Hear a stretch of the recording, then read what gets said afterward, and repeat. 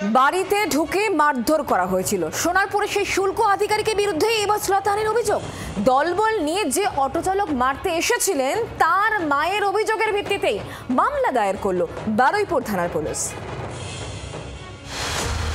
রাস্তায় বচসা থেকে অশান্তি। গত বৃহস্পতিবার রাতে সোনারপুরে কেন্দ্রীয় শুল্ক দপ্তরের আধিকারিক প্রদীপ কুমারকে বাড়ি ঢুকে মারধর করা হয়। হামলার অভিযোগে অটো চালক আজিজুল গাজী ও তার 3 সঙ্গীকে গ্রেফতার করে পুলিশ।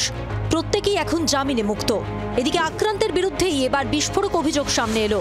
সোমবার সাংবাদিক বৈঠকে বারুইপুর পুলিশ জানায়, শুল্ক আধিকারিক প্রদীপ কুমারের বিরুদ্ধে শ্লীলতাহানির অভিযোগ দায়ের হয়েছে। অটো চালকের মায়ের অভিযোগের ভিত্তিতে শ্লীলতাহানির মামলা দায়ের করা হয়েছে। গত বৃহস্পতিবার শুল্ক আধিকারিকের বাড়িতে জনা 50 লোক নিয়ে চড়াও হন অটো চালক আজিজুল।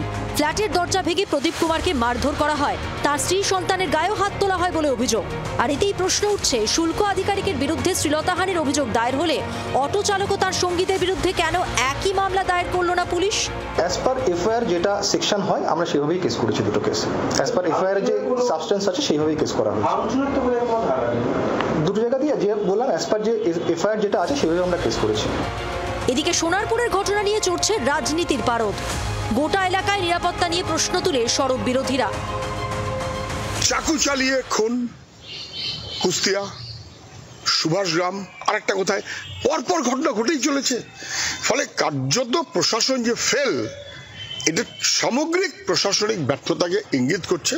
সোনারপুর থানা ক্ষেত্রে অত্যন্ত স্পষ্ট যে কোনো আইনের শাসন নেই।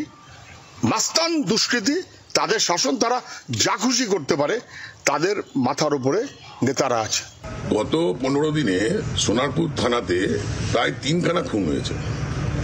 পশ্চিমবঙ্গে এখন তৃণমূলের রাজত্বে আইন শৃঙ্খলা বলে কিছু নেই। সোনারপুর থানাও পশ্চিমবঙ্গের বাইরে না, সোনারপুরে আইন শৃঙ্খলা বলে কিছু নেই।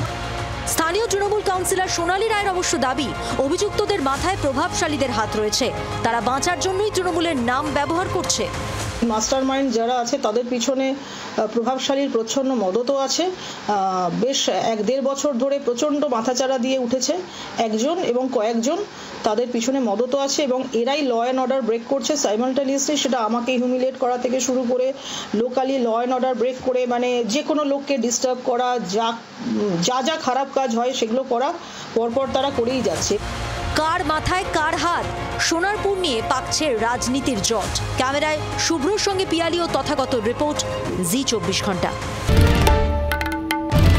বাংলার আওয়াজ, বাঙালির আবেগ, জি 24 ঘন্টা।